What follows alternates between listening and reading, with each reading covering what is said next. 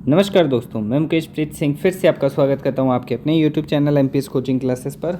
और अपने जैसा कि आपने थंबनेल में देख ही लिया है, फर्स्ट ग्रेड और second grade second paper mathematics का अपने स्कूल लेक्चरर और वरिष्ठ अध्यापक का जो एग्ज़ाम है उसका सेकंड पेपर मैथ्स का करेंगे कंप्लीट सिलेबस। आपको ऑनलाइन काफ़ी कोर्सेज मिल जाएंगे, लेकिन मैथ्स का जो सेकंड पेपर का कोर्स है वो बहुत ही रेयर आपको मिलेगा, और फर्स्ट ग्रेड का तो मैं कह दूँ आपको कहीं भी नहीं मिलेगा।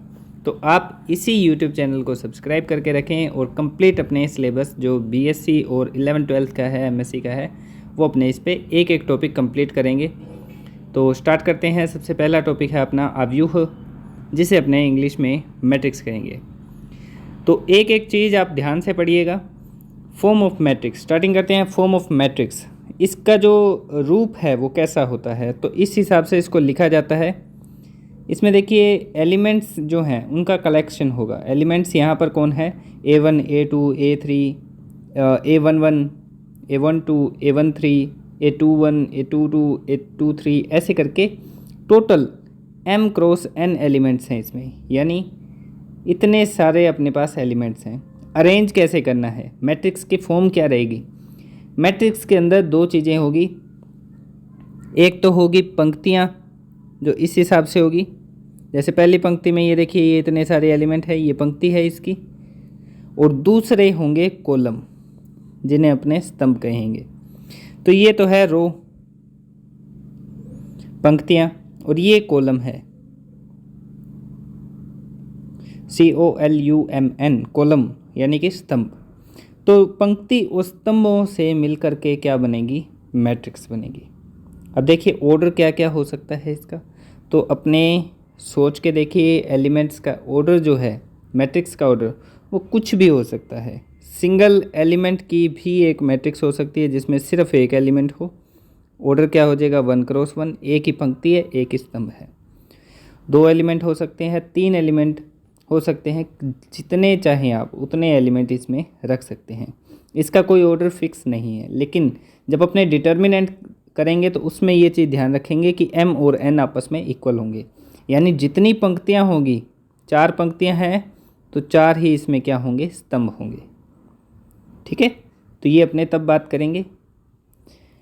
एलिमेंट ऑफ मैट्रिक्स, एलिमेंट कैसे लिखते हैं? ये जो आपको बताया है AIJ की फॉर्म में लिखा जाता है। IJ की वैल्यू पुट करते जाएंगे, I और J की वैल्यू 1 1 रखेंगे तो पहला एलिमेंट आ जाएगा A11। I की वैल्यू 1, J की 2 रखें तो 1 2 आ जाएगा। इसी प्रकार से ये सारे एलिमेंट्स आ जाएंगे। अब अपने टाइप्स ऑफ मैट्रिक्स देखते हैं, सिंपल सा। क्योंकि ये बेसिक है इसलिए अपने थोड़ा सा इसको स्पीडली कंप्लीट कर लेते हैं, फिर अपने नेक्स्ट वीडियो के अंदर इसके MCQ करेंगे। हाँ, ये एक चीज़ मैं कहनी भूल गया कि इसमें क्या रहेगा, 2 पार्ट रहेंगे मैट्रिक्स के, या प्रत्येक टॉपिक के। फर्स्ट टॉपिक में अपने क्या करेंगे? थ्योरी। जो फर्स्ट वीडियो आएगी वो टॉपिक की, उसमें क्या होगा? कंप्लीट थ्योरी होगी। और सेकंड जो वीडियो आएगी या थर्ड जो वीडियो आएगी उसके बाद थ्योरी की नेक्स्ट जो वीडियो आएगी, कहने का मतलब उस नेक्स्ट वीडियो के अंदर क्या करेंगे? अपने MCQ कह लीजिए, या फिर आप क्या कह सकते हैं, जो एग्ज़ाम के अंदर क्वेश्चन पूछे गए हैं या उसी के सिमिलर क्वेश्चंस अपने क्या है सोल्व करेंगे। तो फर्स्ट वीडियो जो रहेगी टॉपिक की, उसमें सिर्फ थ्योरी आएगी, और नेक्स्ट वीडियो में क्वेश्चंस भरपूर भर के क्वेश्चन आएंगे। और उन क्वेश्चंस को करने के बाद मैं आपको दावे से कह सकता हूँ कि आपका एक भी क्वेश्चन एग्ज़ाम के अंदर ऐसा नहीं होगा जो आप सोल्व नहीं कर पाएंगे। तो स्टार्ट करते हैं। रो मैट्रिक्स क्या होती है? रो मैट्रिक्स क्या होगी? जिसमें सिर्फ एक ही रो हो और कॉलम काफ़ी सारे। तो यहाँ पर ऑर्डर क्या हो गया? पहला M जो है अपने क्या लिखते हैं? Order M cross N। तो M पंक्ति को शो करता है, यानी रो को, N कॉलम को, यानी कि स्तंभ को। तो क्योंकि रो मैट्रिक्स है, एक ही पंक्ति है, तो 1 क्रॉस N। कॉलम में सिमिलर देखिए, कॉलम है तो एक ही कॉलम होगा, है ना। इस बार क्या आ गया? कॉलम, यानी कि N की वैल्यू 1 हो जाएगी, M जितने मर्जी हो। जीरो मैट्रिक्स, जिसके सारे एलिमेंट क्या हो? 0 हो। स्क्वायर मैट्रिक्स, जिसके नंबर ऑफ एलिमेंट इन रो और कॉलम दोनों क्या होंगे, इक्वल, यानी रो के अंदर जितने एलिमेंट है उतने ही आगे क्या होंगे, कॉलम होंगे, ये ध्यान रखना है। फिर बात करते हैं डायगोनल मैट्रिक्स की। तो डायगोनल के अंदर सिर्फ डायगोनल के एलिमेंट होंगे और बाकी एलिमेंट क्या होंगे, शून्य। प्रिंसिपल डायगोनल बोलते हैं, है ना, कि जैसे मान लीजिए कोई मैट्रिक्स है, उस मैट्रिक्स के सिर्फ डायगोनल वाले एलिमेंट अगर बात करें कि डायगोनल वाले एलिमेंट हैं उन्हें क्या बोलेंगे, प्रिंसिपल, और बाकी सारे के सारे क्या होंगे, शून्य होंगे, बाकी सारे एलिमेंट शून्य होंगे, ये ध्यान रखें। स्केलर मैट्रिक्स इसी पे आ जाते हैं। जब डायगोनल के अंदर अपनों ने ये देखा कि डायगोनल के अंदर सिर्फ डायगोनल वाले एलिमेंट्स रहते हैं और अगर वो डायगोनल वाले एलिमेंट क्या हों, एक पर्टिकुलर कोई नंबर हो, जैसे मान लीजिए यहाँ भी 5 है, यहाँ भी 5, यहाँ भी 5, 5, 5, 5 और बाकी सारे क्या हैं, 0, तो ये सेम नंबर आ रहा है देखिए। तो कहने का मतलब AIJ जो कि एक एलिमेंट को शो करता है, अगर I और J इक्वल हैं, यानी कि 1 1, A 2 2, A 3 3, A 4 4, A 5 5, A 6 6 and so on, तब तो वो प्रिंसिपल डायगोनल के एलिमेंट हो गए। तो उस समय तो एलिमेंट क्या रहेगा, सेम, यानी कि 5 आ रहा है तो 5, K आ रहा है तो K, जो भी, और अदरवाइज़ क्या होगा, जब ये I और J डिफरेंट होंगे तो उनकी वैल्यू क्या आएगी, 0। तो ये स्केलर है।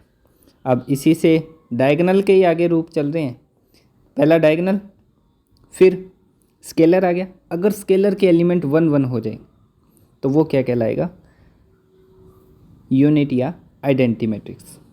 सेम है, आई देखिए डायगोनल वाले 1 1 हो गए, प्रिंसिपल डायगोनल बाकी 0 हैं, तो ये क्या होगी, यूनिट या आइडेंटिटी मैट्रिक्स। अब ट्रायंगुलर मैट्रिक्स देख लेते हैं। ट्रायंगुलर में 2 है, अपर ट्रायंगुलर और लोअर ट्रायंगुलर। अब आपके सामने है, जब ट्रायंगल ऊपर वाली साइड बन रहा हो, यानी एलिमेंट जो हैं वो ऊपर वाले ट्रायंगल डायगोनल से और डायगोनल के ऊपर अगर एलिमेंट गिवन है और बाकी जो है रेस्ट ऑफ एलिमेंट क्या है, 0, तो वो अपर ट्रायंगुलर। और ऐसे ही अगर नीचे एलिमेंट आ रहे हैं कुछ न्यूमेरिकली नॉन जीरो एलिमेंट्स, तो लोअर ट्रायंगुलर होगा। कंडीशन ये रहेगी कि उस लोअर ट्रायंगुलर के अलावा बाकी सारे एलिमेंट मैट्रिक्स के 0 होंगे। फॉर एग्जांपल 3 वाली अगर मैट्रिक्स देखें 3 ऑर्डर की, तो लोअर ट्रायंगुलर में यहाँ ABCDEF आ गया और बाकी क्या होंगे, 0। तो ये देखिए ये बन गया ना ट्रायंगल, तो ये लोअर ट्रायंगुलर है। आगे बात करें इक्वल मैट्रिक्स। इक्वल मैट्रिक्स वो होंगी जब 2 मैट्रिक्स इक्वल दी हैं तो उनके जो कोरस्पॉन्डिंग एलिमेंट हैं वो भी आपस में क्या होंगे, इक्वल होंगे, है ना। तो ये है इक्वल मैट्रिक्स। आगे बात करें ऑपरेशंस या संक्रियाएं। संक्रियाएं कैसे होगी मैट्रिक्स में, जब ऑर्डर सेम हो 2 मैट्रिक्स का, है ना, तो आपस में ऐड भी हो सकती हैं और सब्सट्रैक्ट भी हो सकती हैं। कोरस्पोंडेंस एलिमेंट जो है ना, जो एक दूसरे के बिल्कुल सामने है, जैसे यहाँ 2 मैट्रिक्स लिए इन्होंने, A11 है, A12 है, A21 है और A22 है। साथ ही एक और मैट्रिक्स ले ली, B matrix, B11, B12, B21 और B22। तो जब ऐड करोगे तो A11 में B11 ऐड होगा, A12 में A12 में B12 ऐड होगा, ऐसे ही ये आपस में ऐड होंगे, है ना, जैसा कि यहाँ ऊपर लिखा हुआ है। ये देखिए ये तो लिखा है, माइनस करना है तो भी माइनस ऐसे ही होगा। और ध्यान रखें जब मैट्रिक्स के अंदर अगर अपने प्लस के ऊपर बात कर रहे हैं, योग नियम के ऊपर इसकी प्रॉपर्टीज़ की बात कर रहे हैं, तो मैट्रिक्स जो है क्रम विनिमयता होती है, यानी ऑर्डर चेंज कर सकते हो, कम्यूट कर सकते हैं उसको, कम्यूटेटिविटी होती है। A+B कर लो चाहे आप, चाहे B+A कर लो। एसोसिएटिविटी भी होती है, 3 मैट्रिक्स को आप कैसे भी ऐड कर सकते हैं, कोई फ़र्क नहीं पड़ेगा रिजल्ट के अंदर। योज्य तत्समक होती है, यानी एडिटिव आइडेंटिटी होती है कि आप किसी मैट्रिक्स में 0 मैट्रिक्स ऐड करो वापस वही आएगा। और योज्य प्रतिलोम क्या होगा फिर, -A। प्रतिलोम निकालते कैसे हैं, प्लस के अंदर प्रतिलोम निकालने का तरीका ये है, जैसे कि आप सिंपल अगर कोई नंबर लें, मैट्रिक्स ना लें, कोई नंबर लें, 5 है ना, तो 5 के लिए ऐसा कौन सा नंबर है जिसमें 5 को जोड़ें और वापस 5 आ जाए? 0 है। तो 0 यहाँ पर क्या है? तत्समक, योज्य तत्समक, क्योंकि प्लस के रिस्पेक्ट बात कर रहे हैं। अब यही बात मैं करूँ कि 5 में ऐसा क्या जोड़ दूँ मैं कि रिजल्ट में क्या है? योज्य तत्समक। तो क्या जोड़ेंगे? -5। तो ये इसका क्या है? इन्वर्स है, प्रतिलोम है। यही बात तो यहाँ कर रहे हैं, योज्य प्रतिलोम की। तो ए में -a जोड़ो या -a में a, रिजल्ट में क्या मिल रहा है? योज्य तत्समक। आइडेंटिटी इसकी एडिटिव 0। कैंसिलेशन लो सिंपल है, कोई इसमें वो दो राय नहीं है, बिल्कुल आसान है। तो कैंसिलेशन लो में क्या है? अगर a + b a + c के इक्वल है तो a लेफ़्ट साइड से कैंसिल हो जाएगा। इसे लेफ़्ट कैंसिलेशन लो कहते हैं या वाम निरसन नियम कहते हैं। और ऐसे ही अगर राइट साइड में कोई दो एलिमेंट सेम है, प्लस करने हैं, तो वो कैंसिल हो जाएंगे आराम से। ज़रूरी नहीं है आप उनको ऐड करें फिर इक्वल रखें और फिर सॉल्व करें, डायरेक्ट कैंसिल कर सकते हैं। तो ये रहेगा आपका राइट कैंसिलेशन लो। अब बात करते हैं इसके अदिश गुणन के गुणधर्म। अदिश यानी स्केलर, है ना। स्केलर की बात करें, स्केलर मल्टीपल की इसकी जो मल्टीप्लिकेशन की प्रॉपर्टीज़ हैं। तो m और n और दो स्केलर राशियां हैं और a b क्या है? सेम ऑर्डर की, ये ध्यान रखना है, सेम ऑर्डर की दो मैट्रिक्स हैं। तो चाहे आप m और n दो न्यूमेरिकल हैं, स्केलर्स हैं, अदिश है, तो उनको प्लस करके a से मल्टीप्लाई करें, चाहे अलग अलग करके फिर प्लस करें, सेम आएगा। तो ये कुछ एक प्रॉपर्टीज़ हैं, बिल्कुल सिंपल आसान है, आप देख सकते हैं। फिर a और b दो मैट्रिक्स ली, उनको पर्टिकुलर किसी नंबर से मल्टीप्लाई करना है, तो चाहे तो पहले उन मैट्रिक्स को ऐड करके फिर उस नंबर से मल्टीप्लाई करो, चाहे अलग अलग मल्टीप्लाई करके फिर ऐड करो, सेम आएगा। इसी प्रकार आगे है, ये प्रॉपर्टीज़ थोड़ी सी आसान है अभी तक। तो मल्टीप्लाई करने का तरीका सभी को पता होगा, आपको करना कैसे है। देखिए, दो मैट्रिक्स दे दी, है ना, दो मैट्रिक्स दी, तो इसके अंदर कुछ एक एलिमेंट हैं, इसके अंदर कुछ एक एलिमेंट हैं। मल्टीप्लाई कैसे करोगे? पहले तो इस पंक्ति को इस स्तंभ से गुणा करोगे, जो आएगा वो यहाँ पर लिख दोगे। फिर इस पंक्ति को दूसरे स्तंभ से गुणा करोगे, वो यहाँ लिख दोगे। फिर ऐसे ही इन दोनों को करोगे। तो कहने का मतलब ये आपके पास रिजल्ट मिलेगा। मल्टीप्लाई कैसे करना है? जैसा कि आपने यहाँ देखा कि यहाँ क्या है, दो दो एलिमेंट हैं। यहाँ देखिए, पहला एक एलिमेंट है, उसको इससे मल्टीप्लाई करोगे, फिर दूसरे को इससे मल्टीप्लाई करोगे, तीसरे को इससे मल्टीप्लाई करोगे, जो भी आएगा उसको प्लस करके यहाँ पर पहले एलिमेंट की जगह लिख देंगे। फिर ऐसे इन तीनों को इन तीनों से मल्टीप्लाई करेंगे नेक्स्ट वालों से, और जो भी आएगा वो यहाँ लिख देंगे। फिर दूसरी पंक्ति पहला स्तंभ, दूसरी पंक्ति दूसरा स्तंभ, तो यहाँ आ जाएगा। फिर तीसरी पंक्ति पहला और दूसरा स्तंभ, उसका रिजल्ट यहाँ आ जाएगा। ये आंसर, ये है गुणा करने का तरीका। अब ये मेन ध्यान रखें, एग्ज़ाम में यहाँ से आपको क्वेश्चन मिलेगा कि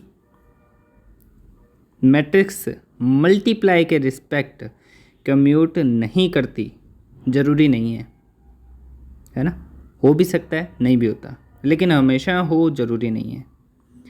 लेकिन देखिए, अपनों ने क्या कहा कि ए बी बी ए के इक्वल नहीं होगी, लेकिन हो भी सकती है ना। ए बी और बी ए आप निकालिए, मल्टीप्लाई कीजिए ए और बी को, और बी और ए को कीजिए, दोनों अलग अलग चीज़ हैं मैट्रिक्स के अंदर। फिर जब आप उनको देखेंगे कि वो बराबर है या नहीं, तो डिपेंड करता है, कई तो आपको मिल जाएंगे सिमिलर इक्वल आ जाएंगी, कई इक्वल नहीं आएगी। तो इसलिए मैट्रिक्स जो है वो मल्टीप्लाई के अंदर ज़रूरी नहीं कि वो क्या करे, कम्यूट करे, कम्यूटेटिविटी हमेशा हो ज़रूरी नहीं। लेकिन लेकिन लेकिन लेकिन क्या है, साहचर्यता इसमें होगी। साहचर्य का मतलब है एसोसिएटिविटी इसमें पाई जाएगी। तीन मैट्रिक्स लीजिए, उनको किसी भी ऑर्डर में मल्टीप्लाई कीजिए, वो इक्वल आएंगे। आइडेंटिटी 1 या यूनिट मैट्रिक्स आइडेंटिटी मैट्रिक्स होगी, तत्समकता इसकी, है ना। बंटनता डिस्ट्रीब्यूटिव लॉ की बात करें, डिस्ट्रीब्यूटिव लॉ के अंदर क्या रहेगा, आप 3 मैट्रिक्स लीजिए, तीनों मैट्रिक्स के अंदर पहले ए को बाहर रखिए, एक सेकंड, हाँ, तो तीनों मैट्रिक्स आपने ली, तीनों मैट्रिक्स के अंदर देखिए ए प्लस बी कीजिए, उसका मल्टीप्लाई सी से कीजिए, या फिर आप ए इंटू सी कीजिए और बी इंटू सी, ऑर्डर चेंज नहीं करना है, सी इंटू बी मत कीजिएगा, ए का सी से मल्टीप्लाई, बी का सी से, जो पहले है वो पहले रहे, ये ध्यान रखें। ऐसे ही ऊपर वाले में है सेम। और गुणन प्रतिलोमी मैट्रिक्स यानी कि मल्टीप्लाई के रिस्पेक्ट इसकी इन्वर्स मैट्रिक्स, तो जब दो मैट्रिक्स को मल्टीप्लाई करने पे क्या मिले आपको, आइडेंटिटी मैट्रिक्स, तो दोनों एक दूसरे की क्या होगी, इन्वर्स होगी। ए का इन्वर्स बी होगा, बी का इन्वर्स ए होगा, ठीक है। शून्य के भाजक की बात करें, अगर ए बी जीरो डिवाइज़र, ये बहुत ही इंपॉर्टेंट है, ये आप ध्यान रख लें, ये काफ़ी इंपॉर्टेंट है, ठीक है। शून्य के भाजक क्या है इसके अंदर, जब ए बी दो मैट्रिक्स को मल्टीप्लाई करने पर जीरो आए तो ए बी क्या है, शून्य के भाजक है। लेकिन ज़रूरी नहीं है कि ए जीरो है या बी जीरो है, ये इसमें इम्पोर्टेंट है कि दो मैट्रिक्स मल्टीप्लाई करने पे जीरो आती है तो ए और बी दोनों शून्य के भाजक है, लेकिन ज़रूरी यहाँ पर नहीं है कि ए और बी दोनों में से कोई एक जीरो हो, कंपल्शन नहीं है। पावर आप निकाल सकते हैं, धन पूर्णांक घात ए स्क्वायर ए क्यूब, मल्टीप्लाई तो करना है। ए स्क्वायर निकालने के लिए ए और ए मैट्रिक्स को 2 बार मल्टीप्लाई कीजिए आपस में, क्यूब निकालना है तो ए स्क्वायर आने के बाद फिर ए से मल्टीप्लाई कीजिए, क्यूब आ जाएगा। प्रतिवर्त या ट्रांसपोज ऑफ मैट्रिक्स, ट्रांसपोज आपको ए मैट्रिक्स देखिए, ए मैट्रिक्स एम क्रॉस एन की दे दी, ट्रांसपोज निकालना है तो इसका ऑर्डर चेंज कर दीजिए, पंक्तियों को स्तंभ में, स्तंभ को पंक्तियों में चेंज कर दीजिए। फॉर एग्जाम्पल यहाँ पर एक मैट्रिक्स है ना, इसका ट्रांसपोज करना है तो इसका ट्रांसपोज देखिए क्या होगा, तो पंक्ति में, पहली पंक्ति में यहाँ पर 2 एलिमेंट हैं, दिख रहे हैं, ये 2 एलिमेंट पंक्ति में हैं, यहाँ कहाँ आ जाएंगे, स्तंभ में। फिर अगली पंक्ति में ये 2 एलिमेंट हैं, ये स्तंभ में आ जाएंगे। फिर अगली पंक्ति में 3 पंक्तियाँ हैं तो इस बार 3 यहाँ पर क्या होंगे, स्तंभ होंगे। ऑर्डर चेंज हो जाएगा। ऑर्डर कैसे चेंज, यहाँ m क्रॉस n था, ट्रांसपोज के अंदर n क्रॉस m हो जाएगा कि जितनी पंक्तियाँ हैं उतने यहाँ स्तंभ होंगे, जितने स्तंभ थे वो पंक्तियों में। सिंपल। सम्मित और विषम सम्मित क्या होता है, जब ट्रांसपोज खुद a के बराबर आ जाए तो है सम्मित, और अगर -a के बराबर आए तो क्या है, विषम सम्मित। अब इस पे कुछ एक क्वेश्चन है जो एग्ज़ाम में पूछे जाते हैं, ये देखिए, बस थोड़ा सा हो रहा है, ये कंप्लीट हो जाएगा, उसके बाद अपने नेक्स्ट वीडियो में इसके MCQ करेंगे। ये आप नोट डाउन करें, सबसे ज़्यादा इम्पोर्टेंट जो है। ए पहली बात तो स्क्वायर मैट्रिक्स होनी चाहिए, वर्ग मैट्रिक्स होनी चाहिए। अगर ए प्लस करें, ये ध्यान रखना, सिर्फ माइनस के लिए आप एक ध्यान रख लीजिए कि विषम सम्मित होगा, बाकी सभी में क्या होगा, सम्मित। माइनस करेंगे तो ये वाला जो माइनस है ये ऑटोमेटिकली आ जाएगा, और अदरवाइज़ बाकी चाहे आप प्लस करें, चाहे ए ट्रांसपोज का मल्टीप्लाई करें, चाहे ए ट्रांसपोज ए का करें, वो सम्मित ही होगा, ये भी सम्मित होगा। दूसरी चीज़, ट्रांसपोज को 2 बार अप्लाई करोगे तो वापस वही मैट्रिक्स मिल जाएगी। ये एक और इम्पोर्टेंट चीज़ है जो आपने ध्यान रखनी है, वो क्या, कि ए बी का ट्रांसपोज जब आप करते हैं तो क्या आता है, बी ट्रांसपोज ए ट्रांसपोज, उल्टा होता है। यही चीज़ अपने इन्वर्स में भी देखेंगे, जब आप इन्वर्स करेंगे तो इन्वर्स में भी यही चीज़ आपको देखने को मिलेगी कि जब आप ए बी का इन्वर्स करेंगे तो पहले बी इन्वर्स होगा, फिर ए इन्वर्स। यही चीज़ ट्रांसपोज के अंदर होती है, ठीक है। अब ए बी योग और गुणा के लिए अनुकूलनियाँ हो तो अगर योग और गुणा कर सकते हैं इसको, है ना, अनुकूल है एक दूसरे के लिए, तब यहाँ पर क्या होगा कि ए बी का जो ट्रांसपोज है, ए प्लस बी का ट्रांसपोज, वो बराबर होगा A transpose plus B transpose के। अब देखिए एग्ज़ाम के अंदर आपको क्या मिलेगा, यदि ए एक वर्ग मैट्रिक्स है तो ए को सम्मित और विषम सम्मित मैट्रिक्स के रूप में लिखा जा सकता है। नीचे आपको ये ऑप्शन दे देंगे, अरे हाँ देखिए नीचे आपको ये ऑप्शन दे देंगे। क्या ऑप्शन है कि ए ट्रांसपोज, क्या है, ए ट्रांसपोज प्लस ए। अब देखिए प्लस वाला आपने अभी देखा है कि प्लस वाला तो होता है सममित और माइनस वाला क्या होता है, विषम सममित, और बीच में दोनों के क्या दे रखा है, प्लस, है ना।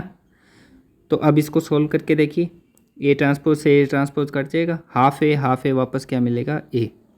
तो ए मैट्रिक्स को सममित मैट्रिक्स और विषम सममित मैट्रिक्स के रूप में लिखा जा सकता है, और लिखने का तरीका या जो रूप है वो कुछ इस प्रकार से रहेगा। ठीक है। ट्रेस, पिछली बार क्वेश्चन आया हुआ है सेकंड ग्रेड के अंदर, ट्रेस ऑफ मैट्रिक्स फाइंड कीजिए। ट्रेस के लिए आपने क्या करना है कि जो विकर्ण के अवयव होंगे, कि आपने यहाँ पर एक मैट्रिक्स देखी, इसके ये एलिमेंट हैं विकर्ण के, इनका योग कर लीजिए, इनका योग कर लीजिए। जो योग होगा वही क्या कहलाएगा, ट्रेस ऑफ मैट्रिक्स। ठीक है। तो देखिए ट्रांसपोज का कोई फर्क नहीं पड़ता, क्योंकि ट्रांसपोज के समय विकर्ण के अवयव एज इट इज़ रहते हैं अपनी जगह पर, तो उसका कोई फर्क नहीं पड़ेगा। तो ट्रांसपोज का इस पर कोई इफेक्ट नहीं पड़ेगा। ठीक है, पहली चीज़।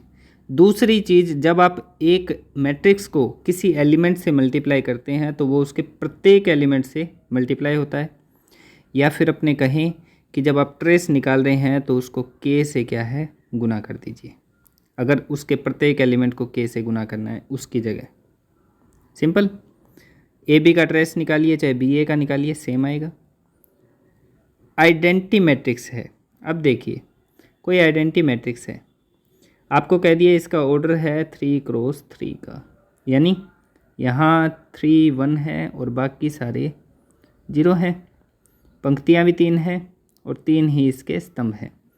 तो नंबर ऑफ एलिमेंट इसका जो ट्रेस है ना, कितने एलिमेंट है, 3 है, 1 + 1 + 1 ऐड करोगे ट्रेस कितना आएगा इसका, 3, जो कि इसके ऑर्डर के सेम है। यही चीज़ तो अपने यहाँ कह रहे हैं कि जब आपने trace of matrix identity matrix निकाल रहे हैं तो वो number of element, number of उसका जो भी ऑर्डर रहेगा उसके इक्वल आएगा, n के। ठीक है। अब आगे देखिए, ये जो चीज़ है ये आपके लिए काफ़ी महत्वपूर्ण रहेगी कि जब आप किसी एल्जेब्रिक फंक्शन के ऊपर ये आप अप्लाई करते हो तो a + b का होल स्क्वायर नॉर्मली क्या लिखते हैं, a² + b² + 2ab। लेकिन यहाँ पर आपने ध्यान रखना है, यहाँ ab नहीं करना, ab + ba करना है। माइनस के समय भी यही चीज़ करनी है, -ab -ba। यहाँ तक तो ठीक है, याद रह जाएगा, क्योंकि मैट्रिक्स है तो ए बी और बी इक्वल हो ज़रूरी नहीं। ठीक है, तो इसलिए यहाँ 2ab नहीं कर सकते। दूसरी चीज़, जब a + b a - b हो तो आपने वही चीज़ करनी है, जो चीज़ बाद में आएगी एज इट इज़ लिखने हैं, उसका सिंबल उसके साथ लिखना है। अब मैं बात करता हूँ, यहाँ a का a के साथ हुआ a² आ गया, फिर b का a के साथ हुआ, दोनों प्लस के हैं तो ba+ का आएगा, फिर a का -b से हुआ तो -ab आएगा, क्योंकि a पहले है b- का बाद में, b का b से करेंगे b²। मतलब आपने कुछ नहीं करना है, जैसे हैं वैसे के वैसे ही करने हैं, जिसका जो सिंबल है उसका वो सिंबल साथ में दे देना है।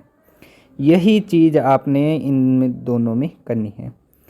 -ab है तो यही चीज़ तो आप ऊपर अप्लाई कर चुके हो फॉर्मूले में, इसी फॉर्मूले में ये तो यहाँ अप्लाई किया था ये वाली चीज़, तो -ab आ जाएगा, चाहे आप b- का है चाहे a- का है। अब देखिए a कोई डायगोनल मैट्रिक्स है जिसके डायगोनल के एलिमेंट्स हैं λ1 λ2 λn तक, और जब a की पावर n करते हैं तो उन्हीं एलिमेंट्स की पावर आप क्या कर सकते हैं, डायरेक्ट n, है ना। यानी मान लीजिए एलिमेंट कुछ इस प्रकार से हैं कि एक मैट्रिक्स दे दी, है ना, ए मैट्रिक्स है तो यहाँ पर 2 आ गया, यहाँ 3 आ गया, यहाँ 4 आ गया, ये ए मैट्रिक्स है। आपने a² निकालना है तो डायरेक्ट इनका स्क्वायर कर दीजिए। डायगोनल मैट्रिक्स में बाकी एलिमेंट 0 होते हैं, तो सिर्फ यही एलिमेंट आपस के अंदर गुना होंगे, बाकी सारी एलिमेंट क्या होंगे, 0 रहेंगे। आगे देखिए, इकाई मैट्रिक्स तथा वर्ग शून्य मैट्रिक्स कैसी होती है, सममित होती है, लेकिन वर्ग शून्य मैट्रिक्स क्या होती है, विषम सममित भी होती है, क्योंकि -0 का तो कोई वो नहीं है कि प्लस करो चाहे माइनस करो ट्रांसपोज के बाद। सममित और विषम सममित अभी बताया था ना, क्या था सममित? सममित के अंदर A ट्रांसपोज A के इक्वल होता है, विषम सममित में A ट्रांसपोज किसके इक्वल होता है? -A के। तो जीरो मैट्रिक्स में तो कोई माइनस प्लस का चक्कर ही नहीं है, तो वो सममित भी हो सकती है और विषम सममित भी, लेकिन इकाई मैट्रिक्स हमेशा कैसी होगी? सममित। अब ए बी अगर सममित मैट्रिक्स है तो क्या होगा? ए बी अगर सममित है, सिमेट्रिक है, तो a plus b, a minus b, a b plus b a क्या होंगे?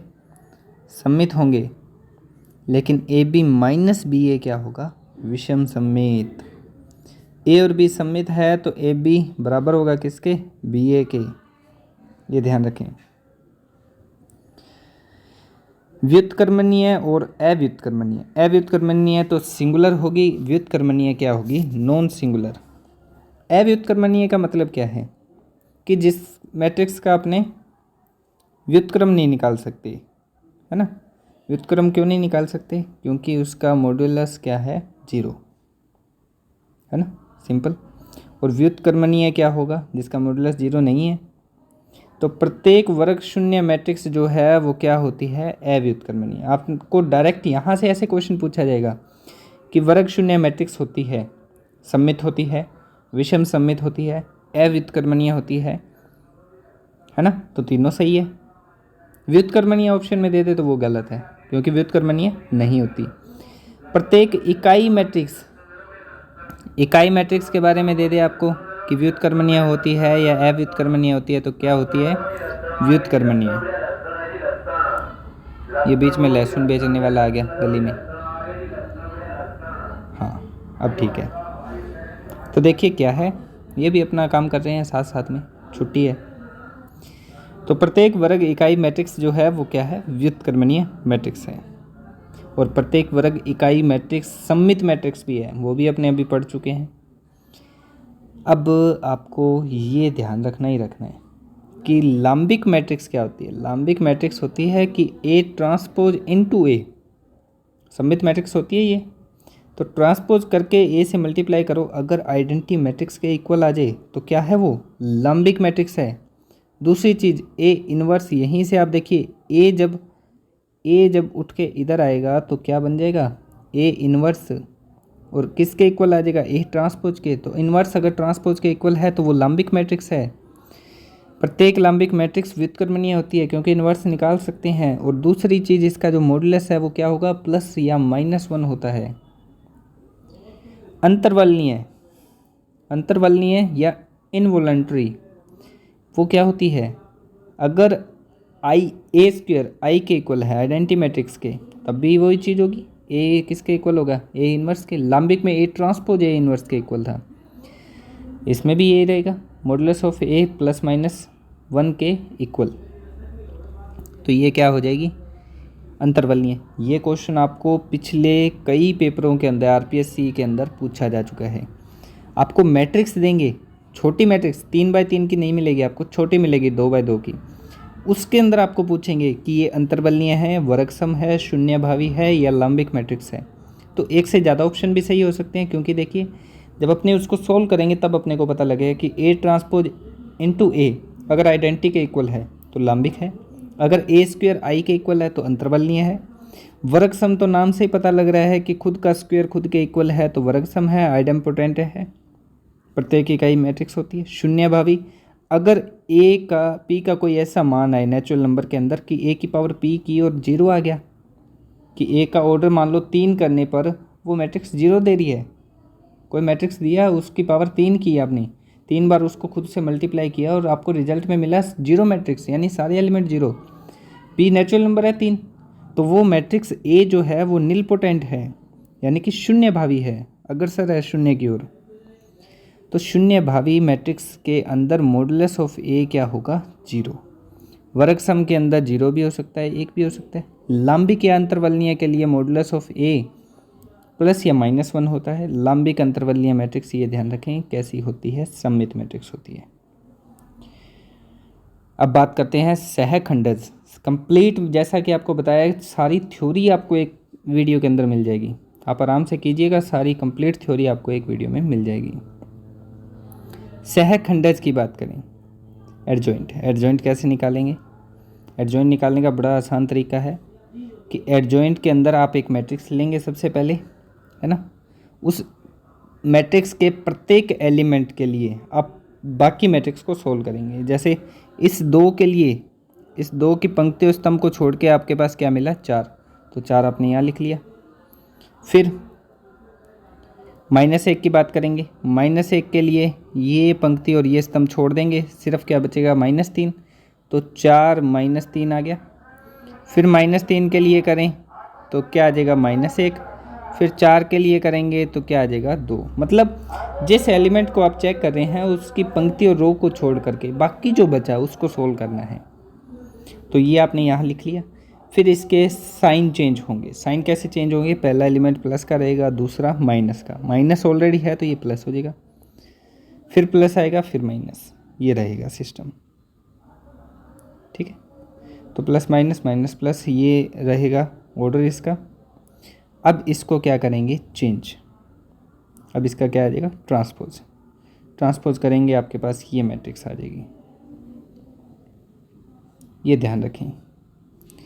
या 2x2 की तो आप डायरेक्ट ध्यान रखिए कि एक प्रिंसिपल डायगोनल जो है उसके एलिमेंट्स चेंज कर दें और बाकियों के साइन चेंज कर दें। ठीक है, डायरेक्ट आप निकालना चाहते हैं एडजॉइंट, तो प्रिंसिपल डायगोनल 2 और 4 का ऑर्डर चेंज कर दें। 4 और 2, -1 -3 है तो 1 और 3, यानी इनके साइन चेंज कर दें। प्रॉपर्टीज ऑफ एडजॉइंट क्या रहेगा? ये आपके सामने है। ये थोड़ी सी आप ध्यान रखें इसका, क्योंकि ये बहुत ज़्यादा इम्पोर्टेंट है आपके लिए, काफ़ी इम्पोर्टेंट रोल प्ले करेगा सेकंड ग्रेड खास करके। ए इंटू एडजॉइंट ए करते हैं तो वो किसके इक्वल आता है? मॉडुलस ऑफ ए, यानी ए का इन्वर्स अगर आपने निकालना है तो एडजॉइंट अपॉन में मॉडुलस ऑफ ए रहता है। फिर बात करें अपने किसकी? मॉडुलस निकालने की एडजॉइंट ए का, तो किसके इक्वल आएगा? ए का मोड निकालें, पावर कर दें n-1, n इसका ऑर्डर है। एडजॉइंट का एडजॉइंट निकालें तो क्या आएगा? ए इंटू में मॉडुलस ऑफ ए की पावर n-2, और इसका अगर अपने क्या निकालें? मोड, तो n-1 का होल स्क्वायर हो जाएगा। एडजॉइंट ए ट्रांसपोज करें तो एडजॉइंट ए का ट्रांसपोज हो जाएगा। ए बी का एडजॉइंट निकालें तो B adjoint A adjoint. Inverse करें, ट्रांसपोज करें, एडजॉइंट करें तो ऑर्डर इनका ये ध्यान रखें, ए बी है तो ए बाद में आएगा, बी पहले आएगा। पावर m है तो पूरे की पावर m लगा सकते हैं। कोई भी एलिमेंट से आप मल्टीप्लाई कर रहे हैं पूरे उसको, मैट्रिक्स को, तो बाहर निकालिए उस एलिमेंट को, पावर क्या कर दें? n-1, और सिंपल एलिमेंट का आप सोल्व कर लें। आगे बढ़ें, आगे अपने देखते हैं तो एडजॉइंट के ए ये अपने कर चुके हैं, है ना। के ए का मॉडुलस अगर निकालें तो के की पावर n बाहर आ जाएगा, ऊपर कितना आ जाएगा? मॉडुलस ए। फिर बात करते हैं आगे कि एडजॉइंट ऑफ आइडेंटिटी मैट्रिक्स निकालें तो आइडेंटिटी मैट्रिक्स आता है, 0 का 0 मैट्रिक्स आता है। सममित मैट्रिक्स है तो एडजॉइंट भी सममित होगा, विकर्ण मैट्रिक्स है तो विकर्ण मैट्रिक्स होगा एडजॉइंट। ए त्रिभुजाकार है, चाहे वो अपर है चाहे लोअर है, ट्रायंगुलर मैट्रिक्स ऊपरी या निम्न है तो वो सेम एडजॉइंट के अंदर आएगा। ए अगर व्युत्क्रमणीय है मतलब मॉडुलस 0 है तो एडजॉइंट का भी मॉडुलस क्या आएगा? 0। ठीक है, समीकरण हल कैसे करते हैं? ये तो बहुत ही ज़्यादा आसान है कि किसी भी समीकरण को हल करना है मैट्रिक्स के अंदर तो क्या रहेगा? सबसे पहले तो मॉडुलस ए 0 के इक्वल नहीं होना चाहिए, अद्वितीय हल, यूनिक सॉल्यूशन अगर आपको चाहिए तो। सॉल्यूशन कैसे निकालेंगे? आपको मैट्रिक्स दी है ax बराबर b। x यहाँ पर x y z एलिमेंट्स हो सकते हैं, उसके जो चर हो सकते हैं, है ना। तो x निकालने के लिए क्या होगा? a इन्वर्स हो जाएगा उधर जा कर के इक्वल के उस साइड, और इधर क्या बच जाएगा? b, तो a inverse b। Unique solution अद्वितीय हल तभी होगा जब a इन्वर्स निकाल सकेंगे। इन्वर्स कैसे निकालते हैं? एडजॉइंट a अपॉन में मॉडुलस a, तो मॉडुलस a जो है वो नॉन जीरो होगा तभी यूनिक सॉल्यूशन आएगा। अनंत हल के लिए दोनों जीरो हो, है ना, और कोई हल नहीं है तो ऊपर वाली टर्म तो है वो आ रही है नॉन जीरो, लेकिन डिवाइड में यानी कि मॉडुलस क्या आ रहा है, जीरो। देखिए यूनिक सॉल्यूशन अगर यहाँ देखें अपने, है ना, यहाँ देखें तो ए इनवर्स बी का यूनिक सॉल्यूशन आता है। ए इनवर्स को सॉल्व करें तो क्या लिख सकते हैं, एडजॉइंट ए अपॉन में मॉडुलस ए, इनटू में बी है ही। तो अगर ऊपर और नीचे दोनों जीरो आ रहे हैं तो अनंत हल, यानी मॉडुलस ए भी जीरो है, एडजॉइंट ए इंटू बी भी जीरो आ रहा है तो अनंत हल। ऊपर वाला नॉन जीरो है, नीचे जीरो आ रहा है, एडजॉइंट ए जीरो आ रहा है तो कोई हल नहीं। अब इन्वर्स के, है ना, इन्वर्स की बात करें तो जैसा आपको बताया था सेम वही चीज़ आपके सामने आएगी। इन्वर्स दो बार करें, जैसे ट्रांसपोज करते हैं तो वही मैट्रिक्स आपको वापस मिल जाएगी। ट्रांसपोज का इन्वर्स करें चाहे इन्वर्स का ट्रांसपोज सेम रहेगा। ये मेन चीज़ है जो मैंने आपको बार बार बताई है, और पेपर में आप इस चीज़ को ध्यान रखें। पेपर में यही अपने छोटी छोटी मिस्टेक्स के कारण अपने क्वेश्चन गलत हो जाते हैं कि ए बी का इन्वर्स पूछ ले तो ए इन्वर्स बी इन्वर्स नहीं होगा मैट्रिक्स में, क्या होगा, बी इन्वर्स फिर ए इन्वर्स। आपको पेपर में दो क्वेश्चन दे दें, सॉरी दो मैट्रिक्स दे दें, आपको कह दें सिंपल इसका इन्वर्स फाइंड करो ए बी इन्वर्स, तो आप क्या करेंगे, ए और बी का मल्टीप्लाई करेंगे फिर इन्वर्स निकालें, या फिर बी इन्वर्स निकालें ए इन्वर्स निकालें, B inverse into A inverse कर दें आंसर। एडजॉइंट ए इन्वर्स की बात करें तो एडजॉइंट ए निकाल के उसका इन्वर्स निकाल लें। डायगोनल मैट्रिक्स है ए तो उसका इन्वर्स भी क्या होगा, एक डायगोनल मैट्रिक्स, सेम हर एक एलिमेंट का इन्वर्स कर दें। अब देखिए अगर ए सममित है तो इन्वर्स भी सममित होगा, विकर्ण है तो विकर्ण होगा, इन्वर्स भी, अदिश है तो अदिश, त्रिभुजाकार है तो त्रिभुजाकार, सेम। और बात करें लास्ट कि ए बी बराबर ए सी है, तो अगर ए का मॉडुलस जीरो है, सॉरी जीरो नहीं है, तब इसमें लेफ्ट कैंसिलेशन लॉ के तहत ये क्या है, बी सी के इक्वल आ जाएगा। तो आज की वीडियो में तो इतना ही, आगे अपने डिटर्मिनेंट करेंगे, साथ ही साथ कुछ क्वेश्चन सॉल्व करेंगे। आपको वीडियो कैसी लगी कमेंट करके ज़रूर बताएं। जल्दी से जल्दी चैनल को सब्सक्राइब कर लें, और ये जितना आपने आज किया है इसके नोट्स बना लें, क्योंकि कल की वीडियो में अपने इसके क्वेश्चन करने वाले हैं। तो मिलते हैं नेक्स्ट वीडियो में, थैंक यू सो मच।